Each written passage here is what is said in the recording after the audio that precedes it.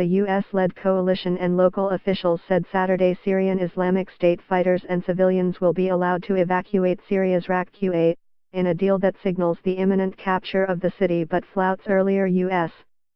protests over negotiating safe exits for the extremist group. Foreign fighters will be excluded from the evacuation deal, the coalition said.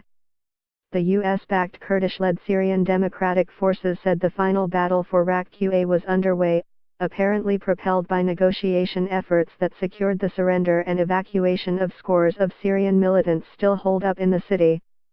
In a statement, the US-led coalition said a convoy of vehicles is set to leave Raqqa following the deal brokered by a local council formed by their Kurdish allies and Arab tribal leaders. The tribal leaders said they appealed to the coalition and the SDF to allow the evacuation of local Islamic State fighters to stem further violence. Because our aim is liberation, not killing, we appealed to the SDF to arrange for the local fighters and secure their exit to outside of the city, with our guarantees, the tribal leaders said in a statement. It is not clear how many evacuees there are or where they will go, but the tribesmen said their evacuation would also save the lives of civilians the extremist fighters used as human shields. Last week, there was an estimated 4,000 civilians still in the city.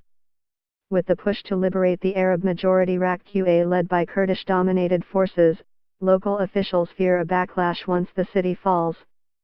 The initiative appeared to be an attempt by local leaders to stem such tension.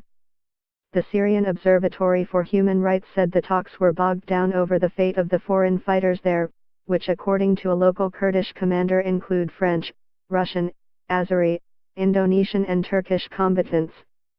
The coalition said it was not involved in the discussions that led to the arrangement, but believes it will save innocent lives and allow Syrian Democratic Forces and the coalition to focus on defeating Daesh terrorists in Raqqa with less risk of civilian casualties. Daesh is an Arabic acronym for ISIS. The evacuation deal places the U.S. in a bind as it had earlier said that only surrender, not a negotiated withdrawal for ISIS fighters in Raqqa, would be accepted.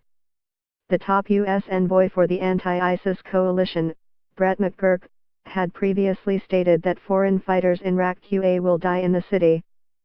Omar Alish, a senior member of the Raqqa Civil Council, said Friday around 100 militants had surrendered.